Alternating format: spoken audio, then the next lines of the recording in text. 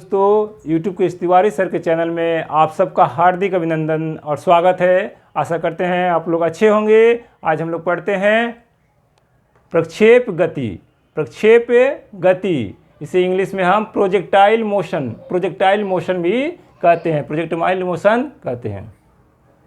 प्रक्षेप गति क्या है, पहले इस चित्र को हम लोग अच्छे से समझ लेते हैं। इस चित्र में आप ध्यान दीजिए कि जब कोई वस्तु को यहाँ से फेंका जाता है, जब कोई वस्तु, जैसे मान लीजिए सामान्य जीवन में आप लोग देखते हैं, क्रिकेट मैच देखने गए, बॉल फेंक दिया गया, बैडमिंटन खेला हो रहा है, उसमें कॉक को अपना ये दूसरे प्लेयर के पास मारा गया है। तो इस तरह के जो ये होते हैं, गति होती है।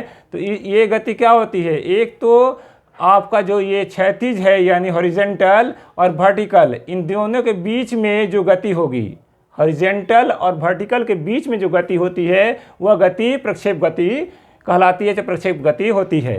कौन से, आपको जो ये ज़मीन है, भूमि हमारा, भूमि और ये जो 90 डिग्री का जो कोण बन रहा है वर्टिकल, इस दोनों कोण के बीच में जो आपका ये होगा, कोई वस्तु फेंका जाएगा तो वो गति प्रक्षेप गति कहलाती है। तो इस जब भी ये कोई वस्तु फेंका जाता है तो इसमें ध्यान दीजिए कि जैसे ये वस्तु फेंका गया है तो दो चीज़ें हो रही है। एक तो वस्तु ऊपर की ओर जा रही है और दूसरा हो रहा है कि वो वस्तु आपका हॉरिजेंटल भी जा रही है, यानी वर्टिकल मोशन है, वर्टिकल आपका वेलोसिटी है और आपका हॉरिजेंटल वेलोसिटी है। दो वेलोसिटी एक साथ यहाँ पर काम करता है।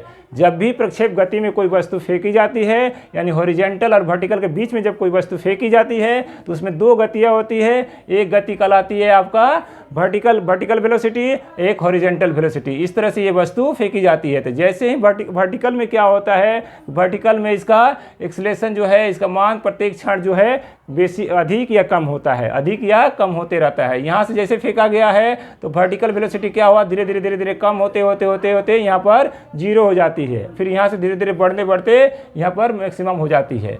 तो ये तब का वर्टिकल वेलोसिटी घटता है, बढ़ता है, यानी एक्सेलरेट होता है, यानी त्वरित होता है। जबकि ये जो आपका हॉरिजेंटल वेलोसिटी है ये घटता बढ़ता नहीं है, स्थिर रहता है। तो इस तरह के ये जो गति होती है, इसमें क्या क्या कंपोनेंट है ये सब भी ध्यान देने की बात है। इसमें आपका मैक्सिमम जो हाइट होता है वो आपको जिसको हम लोग बोलते हैं उड़ान काल, यानी एच जो ज़रूरत पड़ता है, और इसका परास जो होता है रेंज यानी आर का जरूरत पड़ता है, और ये थीटा कोण से ये वस्तु गति कर रही है। ये सारे हमारे कंपोनेंट है इस प्रक्षेप गति में। अब प्रक्षेप गति क्या है इसको अच्छे से समझते हैं और उससे जुड़ा हुआ और भी जो टर्म्स है उसको भी हम लोग पढ़ते हैं। तो प्रक्षेप गति में क्या हो रहा है कि जब कोई वस्तु, प्रक्षेप गति में क्या है, यानी प्रोजेक्टाइल मोशन। प्रक्षेप गति को हम लोग क्या बोलते हैं, प्रोजेक्टाइल मोशन के नाम से जानते हैं। प्रोजेक्टाइल मोशन क्या है, जब कोई वस्तु क्षैतिज से, जब कोई वस्तु क्षैतिज यानी ये जो भूमि हमारा है, जमीन, इस क्षैतिज से कोई कोण बनाते हुए, यहाँ से कोण बन रहा है, क्षैतिज से कोई कोण बन रहा है, क्षैतिज से कोई कोण बनाते हुए ऊर्ध्वाधर यानी वर्टिकली की तरफ से हो रहा है, वर्टिकली और आपका ये क्षैतिज के बीच में, तो ऊर्ध्वाधर तल से प्रक्षेपित किया जाता है। उसको, उस वस्तु को वहाँ से फेंका जा रहा है, प्रक्षेपित किया जाता है। तो उसका पथ कैसा होता है, परवलय यानी पैराबोलिक होता है। इसका जो पथ है, जिस वस्तु से ये गति कर रही पथ जो है, इसका रास्ता ये कैसा है, परवलय यानी पैराबोलिक है, पैराबोलिक होता है। ये पथ जो होता है, ये रास्ते इसके जो है पैराबोलिक है। तो पिंड की यह गति, पिंड यानी वस्तु की यह गति प्रक्षेप गति कहलाती है, यानी प्रोजेक्टाइल मोशन कहलाती है, प्रक्षेप गति कहलाती है।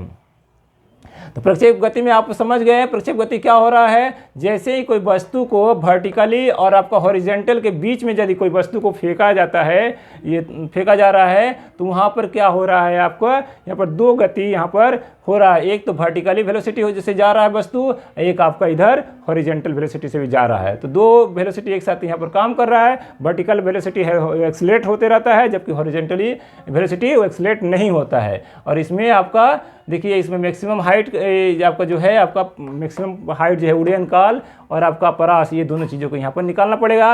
अब ये अगला है हमारा, ये टर्म्स है उड़ान काल यानी टाइम ऑफ फ्लाइट। उड़ान काल यानी इसको इंग्लिश में हम लोग टाइम ऑफ फ्लाइट कहते हैं। टाइम ऑफ फ्लाइट कैसे होगा, देखिए, पिंड को फेंकने तथा वापस पृथ्वी पर गिरने के बीच के समय, पिंड यहाँ से जब फेंका गया होगा वो वहाँ पर इस समय को काउंट करिए। जब पिंड को यहाँ से फेंका गया होगा, पिंड को फेंकने तथा वापस पृथ्वी पर गिरने, यहाँ पर जहाँ पर गिरा हुआ है, यहाँ पर जहाँ गिरा हुआ है वहाँ पिंड को फेंकने तथा वापस पृथ्वी पर गिरने के बीच के समय, इसके बीच के जो समय को, इसमें जो भी समय लगा होगा उस समय को हम लोग क्या कहते हैं, उड़ान काल यानी टाइम ऑफ फ्लाइट कहते हैं। टाइम ऑफ फ्लाइट यानी उड़ान काल कहते हैं। तो टाइम ऑफ फ्लाइट का सूत्र क्या है, टी बराबर क्या हो रहा है, देखिए टी बराबर हो रहा है 2u, चूंकि u क्या है, जहाँ u एक प्रारंभिक वेग है, u क्या है, इनिशियल वेलोसिटी है 2u इंटू साइन थीटा है। 2u साइन थीटा क्यों है, क्योंकि वर्टिकली और हॉरिजॉन्टल के बीच के एंगल को लेकर ये कर रहा है।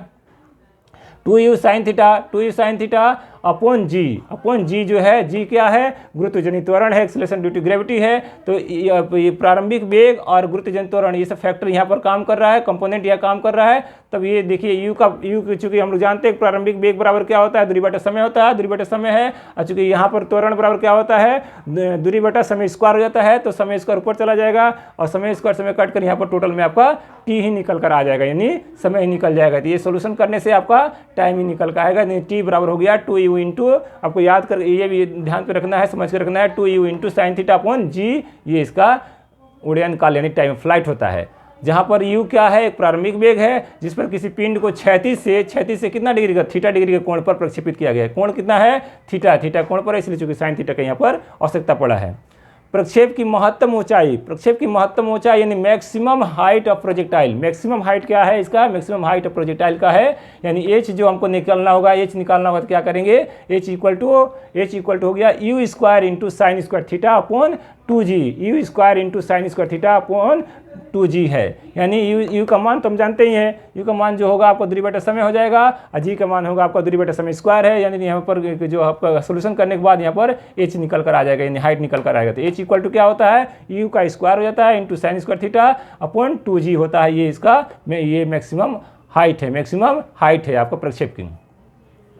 परास यानी रेंज क्या है, यहाँ से यहाँ के बीच की जो दूरी होगी, रेंज क्या होगा, परास देखिए पिंड अपने उड़ान काल में जितनी क्षैतिज दूरी, यानी क्षैतिज ये जो भूमि का जो दूरी है, यहाँ से जहाँ से चला है, जहाँ से फेंका गया है और जहाँ पर आकर गिरा है, दोनों के बीच की जो दूरी है, पिंड अपने उड़ान काल में जो उड़ने के समय के दौरान समय में जितनी क्षैतिज दूरी तय करता है, डिस्टेंस को तय करता है, जो कि परास क्या एक डिस्टेंस है, क्षैतिज दूरी तय करता है, उसे परास कहते हैं, रेंज कहते हैं। तो आर इक्वल टू क्या हो गया, R equal to u square into sine 2 theta upon g, u square into sine 2 theta upon g, ये आपका रेंज होता है परास, ये इसका सूत्र है। परास का सूत्र क्या है, u square into sine 2 theta upon g. यदि थीटा का, अगर थीटा का मान यदि 45 डिग्री आप कर देते हैं, थीटा का मान कितना करते हैं, 45 डिग्री कर देते हैं, तो जो है परास यानी रेंज का जो मान होगा वो मैक्सिमम आता है। थीटा का मान अगर यदि 45 डिग्री होता है तो मैक्सिमम आता है, और मैक्सिमम के समय ये क्या हो गया आपका, ये मैक्सिमम बराबर हो गया, और जो आर मैक्सिमम रेंज मैक्सिमम जो हो गया बराबर u square into sine 90 degree theta sine 90 degree upon g. R जो है मैक्सिमम क्या होगा, आर मैक्सिमम बराबर हो गया, आर मैक्सिमम बराबर u square into sine 90 degree upon g हो गया। तो साइन 90 का मान क्या होता है, साइन 90 का मान 1 होता है, इसलिए हो गया साइन 90 का मान 1 हो गया, इसलिए यू स्क्वायर अपॉन जी बच गया, ये आपका आर यहाँ पर मैक्सिमम हो गया। प्रक्षेप कोण जो है, प्रक्षेप कोण का यदि प्रक्षेप कोण जो है थीटा एवं 90 डिग्री माइनस थीटा, दोनों के लिए क्षैतिज परास का मान हमेशा समान होगा। प्रक्षेप कोण जो है, प्रक्षेप कोण थीटा है एवं 90 माइनस थीटा, इन दोनों के लिए जो है क्षैतिज परास का जो रेंज का मान जो होगा वो समान होगा है। अर्थात इन दोनों के मानों के लिए क्या हो गया, आर बराबर u square into sine 2 theta upon g, u square into sine 2 theta upon g. इस प्रकार हम लोग प्रक्षेप गति को इस अध्याय में पढ़ें, समझे, और आप इस चीज़ों को अच्छे से समझ के रखिए। ये आपका बहुत ही ज़रूरत की चीज़ें हैं। और वीडियो अगर अच्छे लगे तो लाइक करिए, शेयर करिए, सब्सक्राइब करिए, बेल आइकन बटन को दबाइए, और आप चैनल पर नए हैं तो सब्सक्राइब करिए। धन्यवाद।